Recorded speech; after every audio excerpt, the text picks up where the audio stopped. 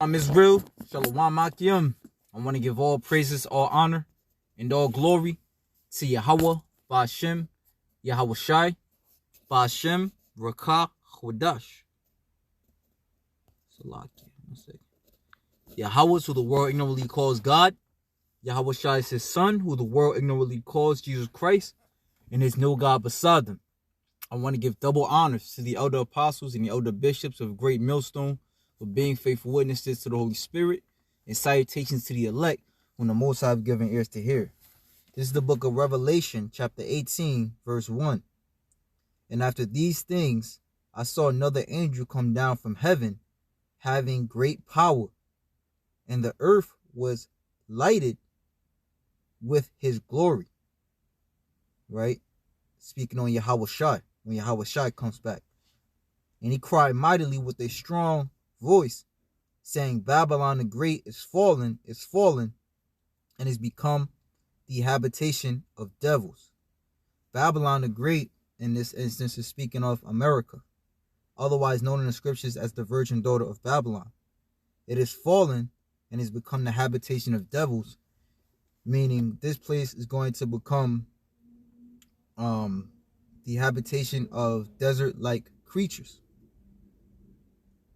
It says, and the whole of every foul spirit, and a cage of every unclean and hateful bird.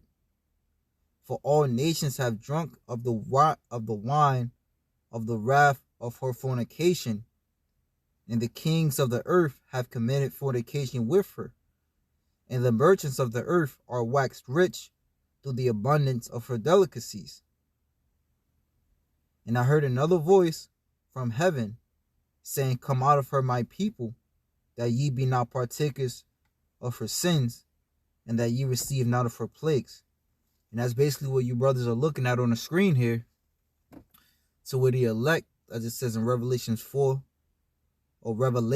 chapter 18, verse 4, how that voice is, which is in other words, the chariot, all right, the Lord's opening up the chariot to receive the elect, so that they receive not of the second death, the death of fire. And, you know, the elect is looking down on America, which is slated to be completely destroyed, right?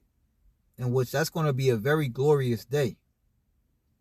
It's a lot we're going to have to,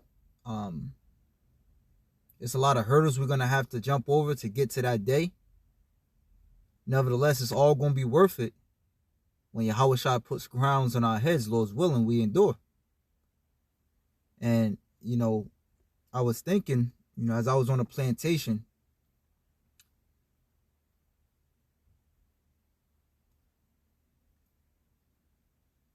how did I want to name it? Salakia. Just trying to remember what I wanted to name this lesson. They see it as opportunity. We see it as stubble, something to that extent. When I'm talking about they, I'm talking about those that are not slated for salvation, those who love this world, and therefore those who love wickedness. They see America as a place of opportunity, as a land of opportunity, whether you come here for school, whether you come here as a refuge, you know, whether you come here just on vacation, whether you escape, you know, your so-called strict traditions, you know, like those of East Indian and Arabic descent.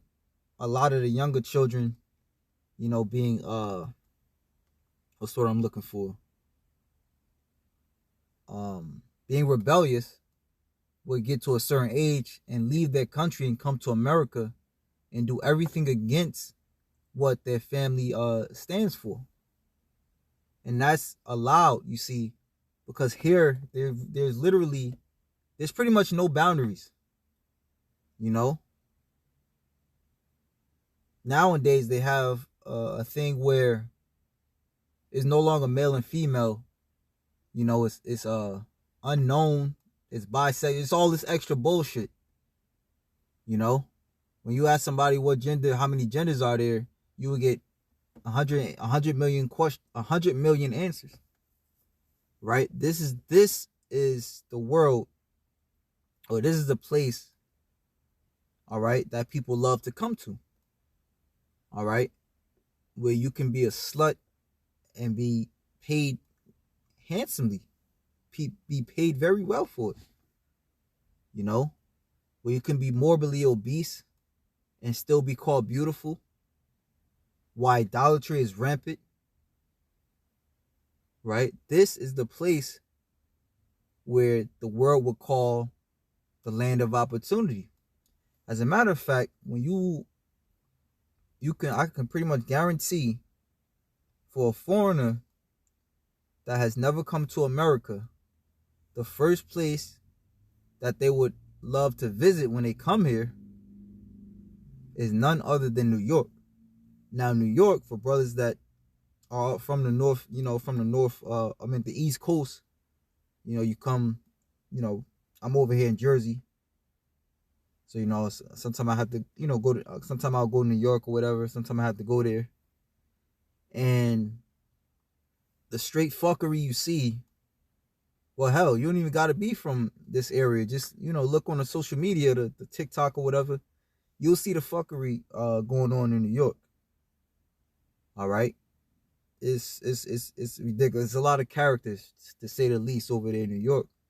But I bring that out because New York, as far as the Momo agenda, as far as, the alphabet movement, as far as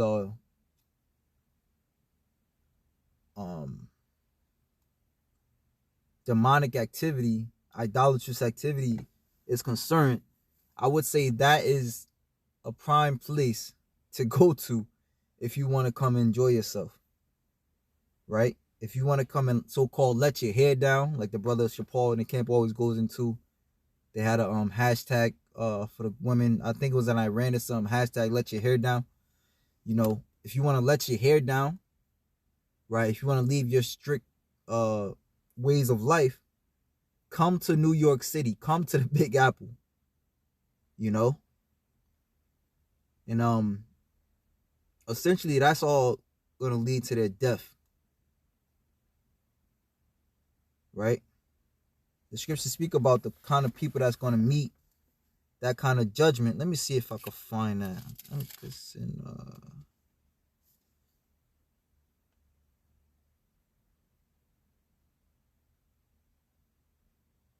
I think it's in Revelation 20.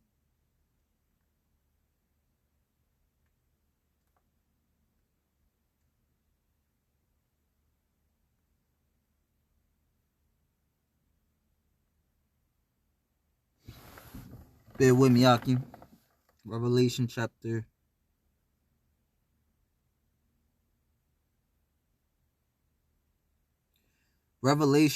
21, verse 7. He that overcometh shall inherit all things, and I will be his God, and he shall be my son.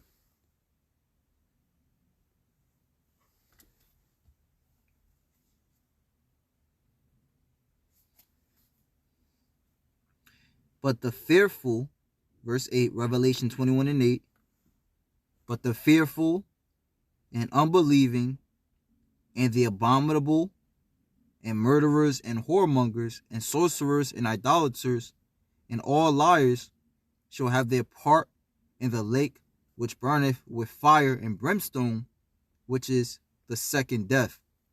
Right? And the fire and brimstone comes by way of the ICBM nuclear missiles, which, as you see, various mushroom clouds that will hit different major NATO nations. But America is done for. As a matter of fact, if we go to Psalms 137, it tells us plainly, O daughter of Babylon, who ought to be destroyed. Right? And when I had looked it up in the NLT before I started the lesson, and it pretty much said the same thing. It actually said it even more more to the point where it says, "O Babylon, thou art meant to be destroyed." Some to that extent, right? But this is Psalms 137, verse 8. "O daughter of Babylon," let me start at verse 7. "Remember, O Yahweh, the children of Edom in the day of Jerusalem, who said, raise it, or destroy it, even to the foundations thereof." Right? And the relationship between Edom and the Lord's people has always been one of destruction and death. As a matter of fact, when we go into the topic of New York, right, there's a lot of buildings built on top of grave sites, all right, of the so-called Native American Indians, all right, which were pretty much there before those so-called Puritan or English settlers, and when I learned of that, I was like, it makes so much sense why that place is so violent.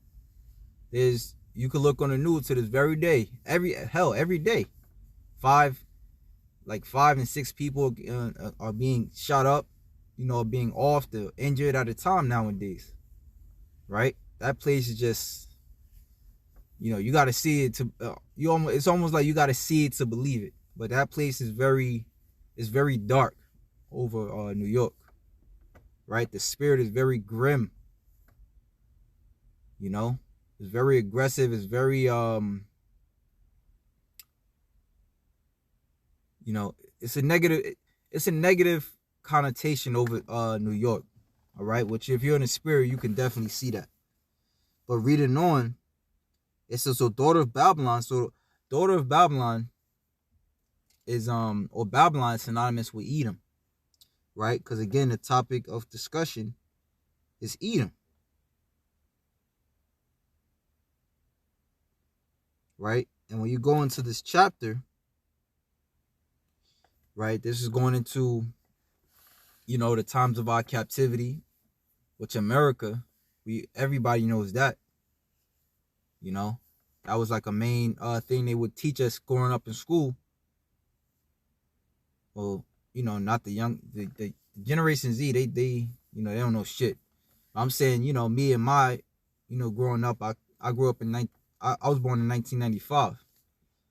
And from when I came up in school, we always learned about the slave trade and, the atrocities done to the so-called Negroes. As a matter of fact, I remember in 8th grade, I believe it was like something like in 8th grade, I actually took a class trip to the Blacks and Wax Museum out in Baltimore, and that was a trip that I could never forget.